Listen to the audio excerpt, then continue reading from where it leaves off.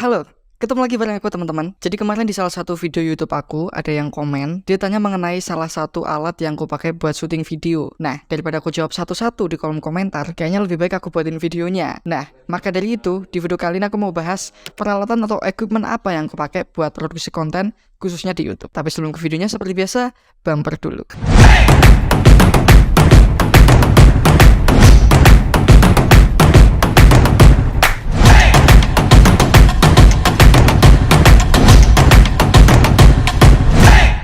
Oke, sebelum ke videonya, buat teman-teman yang mungkin baru pertama kali datang ke channel ini, sekali lagi aku ingetin buat subscribe dulu, dan nanti setelah nonton video ini bisa juga nonton video-video aku yang lain. Dan di channel ini aku banyak ngebahas hal seputar kamera, fotografi, videografi, dan kawan-kawannya. Jadi mungkin buat teman-teman yang punya interest di bidang tersebut, monggo di subscribe. Kalau udah di subscribe, langsung aja kita bahas peralatan pertama yang aku pakai buat syuting atau produksi konten di YouTube. Buat yang pertama ini aku bahas dari kamera dulu. Buat kamera di sini aku pakai kamera Nikon D3300 DSLR entry level. Aku juga udah pernah buat reviewnya, jadi buat teman-teman yang belum nonton silahkan ditonton. Aku pakai kamera ini tuh kurang lebih udah sekitar hampir 2 tahun. Dulu tuh aku masih pakai lensa kitnya yang 18-55 mm f3.5 sampai 5,6. Dan seiring berjalannya waktu sesuai kebutuhan dan juga rezeki, aku upgrade ke lensa fix Yongnuo 35 mm f2. Aku juga udah pernah buat reviewnya, silahkan ditonton.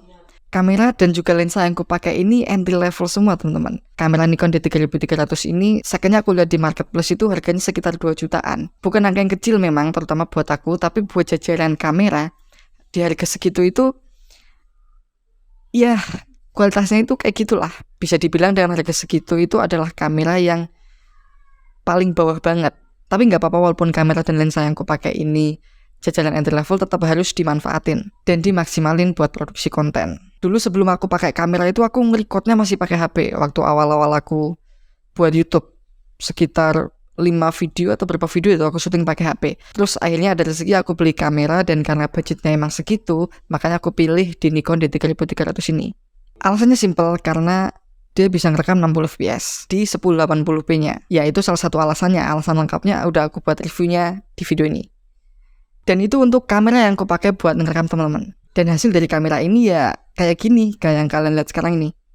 Jadi itu dia kamera yang aku pakai. Sekarang kita lanjut ke alat berikutnya, ke equipment berikutnya yang menurutku nggak kalah penting buat ningkatin kualitas dari video kita, yaitu lighting. Untuk lighting di sini, aku pakai softbox E27 beserta dengan stand bawaannya. Bukan stand bawaannya, maksudnya dengan paket stand pada saat aku beli.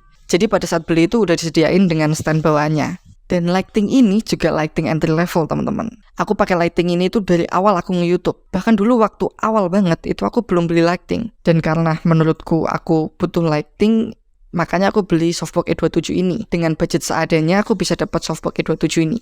Walaupun kualitasnya itu nggak sebagus lighting-lighting yang proper, tapi aku puas dengan kualitas softbox E27 ini. Jadi dengan budget yang menurutku cukup murah, softbox E27 ini bisa memberikan kualitas yang aku butuhin buat produksi konten di YouTube. Dan untuk lampunya sendiri ini aku pakai lampu Philips. Ya, lampu ruangan rumah itu. Aku pasang di sini dan ya hasilnya kayak gini. Dan dari awal aku nge-YouTube sampai sekarang masih pakai softbox E27 ini. Belum ada niatan ganti karena memang belum ada rezekinya. Tapi buat brand yang mau masuk silahkan. Oke, jadi itu dia lighting yang aku pakai. Sekarang kita lanjut ke equipment berikutnya yang menurutku cukup penting juga, yaitu tripod. Untuk tripod sama kayak lighting, dari awal aku nge-YouTube sampai sekarang aku pakai tripod Takara Eco 183A. Lagi-lagi tripod yang aku pakai ini adalah tripod low budget. Pas itu aku beli sekitar harganya 130.000. Dan overall aku cukup puas sama tripod ini. Dengan harga segitu bisa dapat tripod yang kayak gini, menurutku worth it. Tapi sekarang tripod ini udah nggak sehat lagi. Dia di bagian ininya tuh udah lepas teman-teman. Ya, udah lepas. Jadi kalau misalnya mau dipakai itu harus diganjel. Dan juga di bagian ininya dia itu turun udah gak kenceng gitu. Jadi kalau dipakai buat taruh kamera dia pasti bakal turun terus. Makanya harus diganjel di bagian sininya. Kalau enggak ya nggak usah dipanjangin, di seginiin aja. Dan tripod ini menurutku kurang tinggi teman-teman. Jadi kadang kalau misalnya syuting yang butuh angle agak tinggi itu harus diganjel lagi. Tapi tripod ini udah nemenin aku dari awal aku nge-YouTube sampai sekarang. Dan overall aku seneng banget sama tripod ini.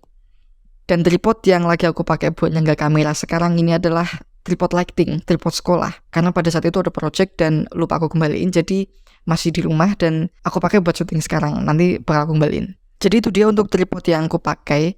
Sekarang kita lanjut ke equipment berikutnya, yaitu perangkat untuk merekam suara. Perangkat untuk merekam suara aku sempat beli beberapa alat. Pertama banget dulu tuh aku pakai clip on seharga 15 ribuan. Kalian bisa bayangin clip on dengan harga 15 ribu gimana kualitasnya.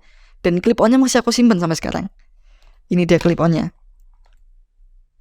Dan dia harus ditambahin splitter teman-teman. Karena dulu aku kan pertama buat konten itu kan pakai HP. Jadi clip on ini harus ditambahin splitter buat bisa disambungin ke HP. Dan clip on ini baru aku pakai sebentar langsung rusak. Karena ya memang harganya segitu. Setelah aku pakai clip on ini, aku pindah ke clip on yang menurutku lumayan bagus, yaitu clip on Boya. Clip on Boya BY-M1 kalau nggak salah. Clip on itu lumayan bagus, tapi karena pada saat itu dipakai buat syuting film di sekolah dan nggak sengaja ketarik clip onnya, jadi dia rusak, nggak bisa ngerekam. Kabelnya itu kayak longgar gitu, jadi nggak bisa dipakai buat ngerekam sekarang. Dan sekarang aku nggak tahu clip onnya itu di mana. Dan sekarang alat yang aku pakai buat ngerekam itu adalah HP. Aku pakai alat perekam dari HP, aku pegang kayak gini, terus nanti di software editing aku sinkronin dengan audio yang dari kamera. Walaupun hasilnya nggak sebagus clip on Boya BY-M1 tadi, tapi dengan sedikit sentuhan editing di software, ya better lah ketimbang aku pakai audio internal dari kamera. Jadi gitu untuk perangkat perekam yang aku pakai. Dan kayaknya untuk alat untuk syuting udah selesai. Untuk setup syuting aku nggak pakai setup yang gimana-gimana. Aku cuma syuting di meja belajar dan ya kayak gini seadanya teman-teman. Nggak ada RGB-RGB-an, nggak ada properti-properti yang gimana-gimana. Gak apa-apa. Sekarang kita lanjut ke perangkat yang gue gunain buat edit. Dulu waktu awal-awal itu aku pakai laptop entry level itu, laptop pertama aku juga, yaitu laptop Asus VivoBook X441MA kalau nggak salah. Laptop itu entry level, nggak ada graphic card eksternalnya, dan dia itu sebenarnya laptop untuk kebutuhan office, tapi aku paksain buat belajar ngedit, buat belajar desain dan lain-lain. Dulu aku pertama ngedit pakai laptop itu, aku pakai Premiere Pro CC 2020. Aku paksain banget waktu itu. Dan ya alhasil laptopnya lemot dan juga crash. Setelah itu aku pindah ke yang lebih ringan, Adobe Premiere Pro CS6. CS6 setelah aku pakai beberapa bulan, lagi-lagi nge-crash dan laptopnya tuh nggak kuat, terus aku pindah ke Vegas Pro. Aku pindah ke Vegas Pro itu agak lama, sekitar beberapa bulan, 3 bulan atau 5 bulan, aku lupa. Terus dari Vegas Pro, lagi-lagi laptopnya tetap nggak kuat. Terus aku pindah lagi ke KineMaster. Nah di KineMaster itu nggak lama ya. Di KineMaster nggak lama dan aku sempat berhenti nge-YouTube waktu itu. Sekitar beberapa bulan. Nah puji Tuhannya ada rezeki. Jadi aku upgrade lagi ke laptop yang aku pakai sekarang ini, yaitu MSI GF630. Laptop ini laptop gaming. Dan aku puas banget teman-teman sama laptop ini. Dengan prosesor Intel Core i5 generasi ke-11-nya dan juga graphic card GeForce GTX.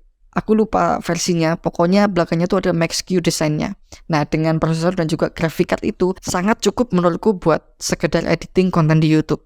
Dan untuk softwarenya sekarang aku pakai Adobe Premiere Pro CC 2022 kalau nggak salah. 2022. Dan ya, itu tadi teman-teman alat-alat yang aku pakai buat produksi YouTube, mulai dari alat untuk syuting sampai alat untuk editing, semuanya udah aku bahas. Nah, sekarang perangkat yang terakhir nih, perangkat atau equipment yang terakhir yang menurutku penting, tapi mungkin banyak dilupain sama orang, yaitu niat.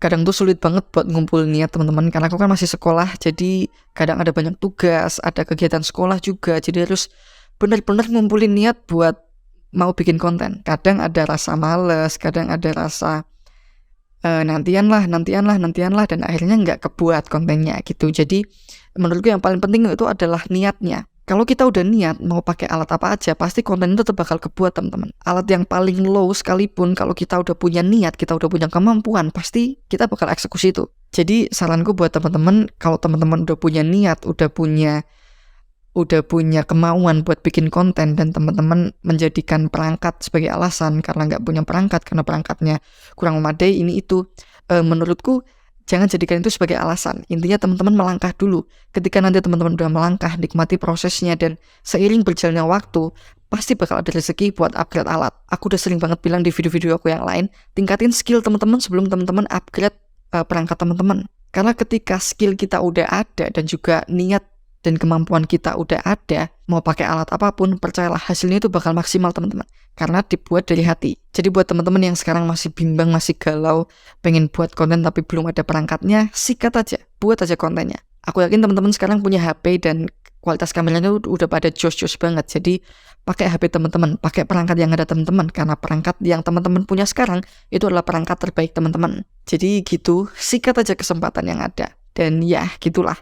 Jadi itu tadi teman-teman sedikit sharing dari aku, dan juga alat apa aja sih yang aku pakai buat produksi konten. Dan semua konten aku di YouTube itu aku buat pakai peralatan yang tadi udah aku sebutin. Dan kayaknya sekian dulu untuk video kali ini teman-teman. Mohon maaf apabila ada kesalahan penyampaian kata atau kesalahan penyampaian informasi. Silahkan dikoreksi di kolom komentar biar kita bisa belajar bareng. Dan terima kasih buat teman-teman yang udah nonton sampai detik ini. Dan buat teman-teman yang mungkin baru pertama kali datang dan belum subscribe, silahkan di subscribe dulu dan juga tonton video-video aku yang lain. Siapa tahu aja ada video bermanfaat buat teman-teman. Dan sekian video dari aku. Sampai jumpa di konten-konten berikutnya. Dadah. Jangan lupa subscribe.